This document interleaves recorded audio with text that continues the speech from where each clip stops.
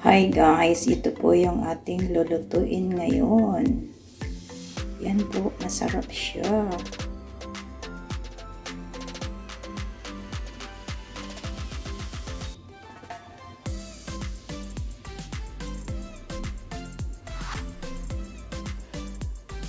Ayan po ang ating ingredients. Yan po yung ating mga gagamiting gulay. Tsaka yung mga kaikikan na ganyan. Ayan po ang ating mga ingredients sa ating noodles. Kamatis, squid balls, shrimp, cabbage, at ito po yan. Boil na rin po tayo ng ating tubig. Yung noodles na gagamitin natin is yung in-one na Barilla. Any kind of noodles. Ito lang kasi yung meron kami. So, ito yung gagamitin ko. At saka, ito, manipis lang siya guys. Yan. Sabay-sabay na natin siyang i-boil sa ating mga ingredients. So, watch po till the end. Maraming salamat. Lagyan natin ng isang sibuyas.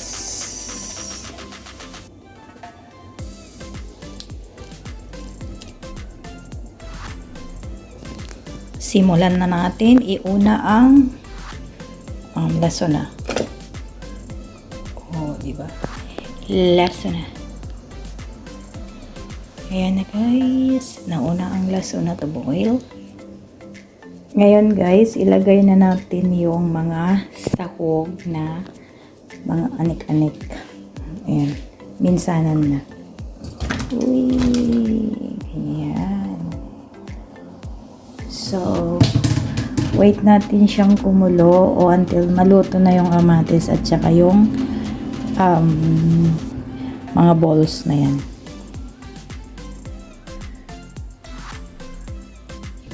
Habang inaantay natin na kumulo o kaya maluto ito, prepare naman natin yung mga panlasa niya na para maging laksa noodles. Ito guys yung chili, sambal chili paste. At saka itong isa is yung laksa paste. Kompleto na po yan. Kasi nandun siya sa packaging anyway. So, linagay ko na lang po sila dito. And this is the closer look. Ayan yung chili na parang may mga turmeric, yung mga ganyan. Tapos, ito naman yung hindi ko alam kung mga pinaghalo-halo dyan. So, this is how it looks like. And guys, sorry sa camera. Yan po yung laksa paste. Tsaka ito yung sambal chili paste. Para siyang ketchup. Anyways. At saka, ngayon, yung linagay kasi na gata is yung nasa ginawang powder. So, kailangan natin siyang lagyan ng tubig para i-dissolve yun. Para naman hindi siya magbuo-buo mamaya. So, kailangan na natin siyang halu-haluin para yung powder magiging liquid na siya. So guys, lagyan natin siya ng mainit na tubig. Mainit na tubig. Kunti lang guys. Para control natin kung gaano lang karami.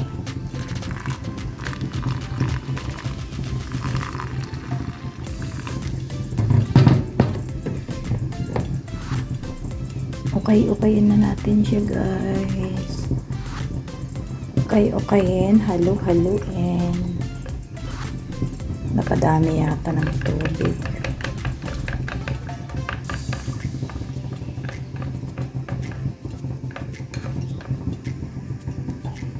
Ayun guys.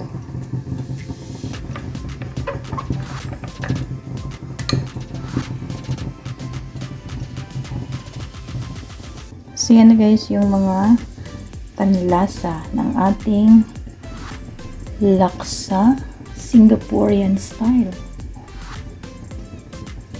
with the spicy in the coconut soup. Tingnan natin yung ating pinapakulo kung pwede na siya. Oh, parang okay na siya.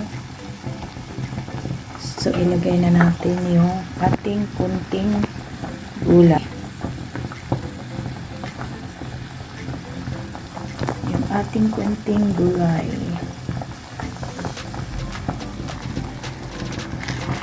Ayan na yung ating cabbage.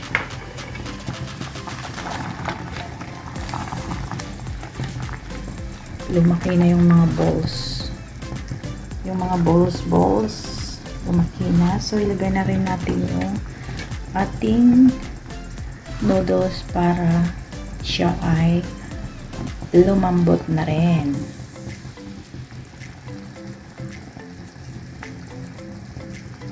Ganito lang guys karami yung aking ilalagay na noodles. Halo na natin dyan. Pagkatapos, pag lumambot yan, ilagay na natin yung pampalasa.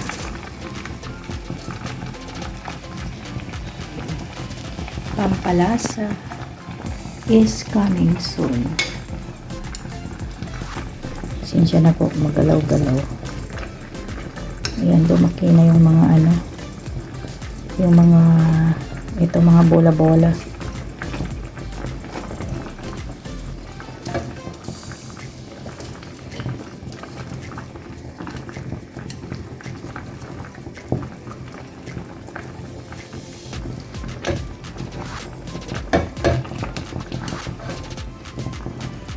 Yan na pala yung kamatis. Yung kamatis.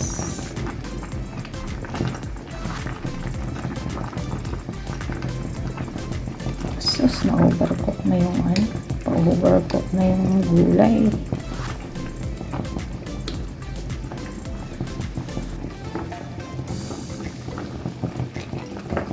Bilis lang tong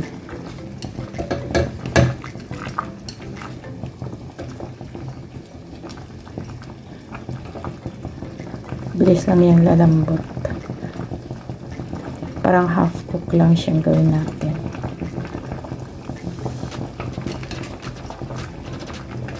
Gaganda yung kulay ng mamaya.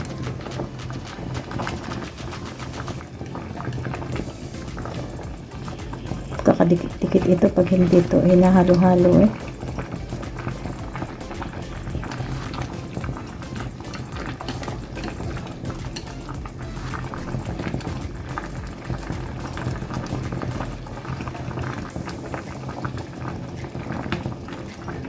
Dito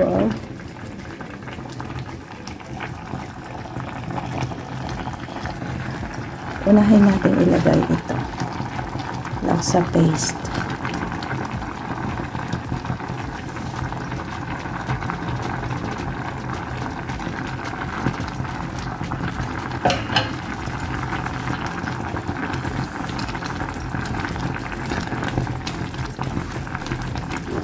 Diba may kulay na siya.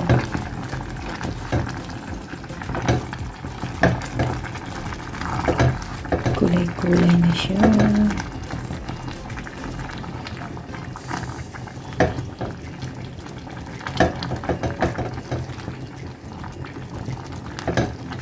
Then, ilagay na rin natin yung ating sambal paste. Sambal. Hirap. Ang bango niya guys kasi may siya. Ito na lang. Ang bango.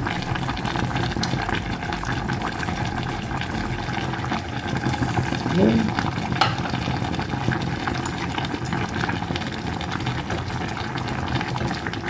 Ayan.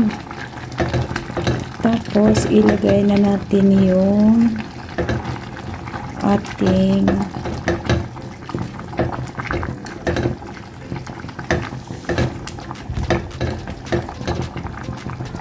gata.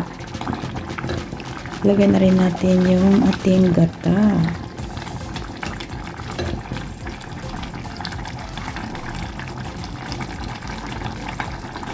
Let's put the gata, guys. Ito na yung gata.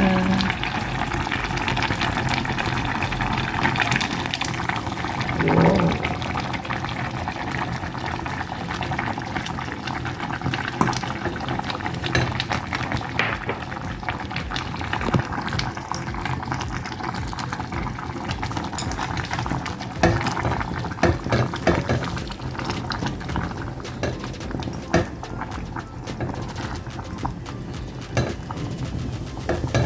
Ayan guys, ang ating laksa. Wala na yung kulay pula-pula niya.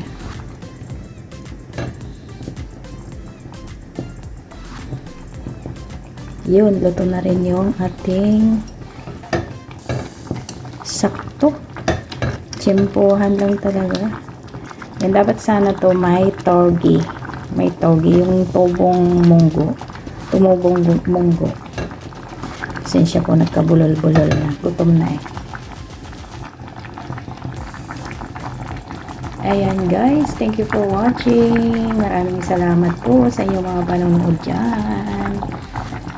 Simple lang po at madali lang po siyang lutuin kasi nandyan na po lahat yung ingredients sa ating nakapack na pangsahog. So, maraming salamat po. Let's eat. Let's eat na po. Let's kain-kain. Oh, ito na po yung ating laksa noodle. Yummy. Laksa noodles inday. Noodles is noodles. Yummers. I guess I know. Ay!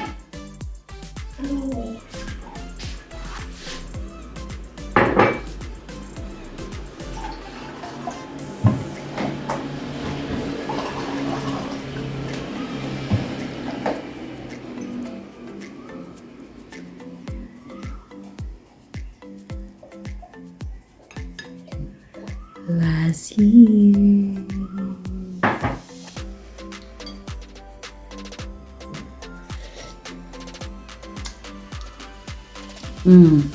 Spicy.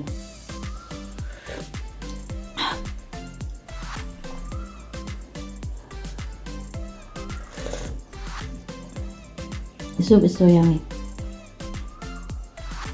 Hot. Hot and then spicy. I can see it. Oh, yummy.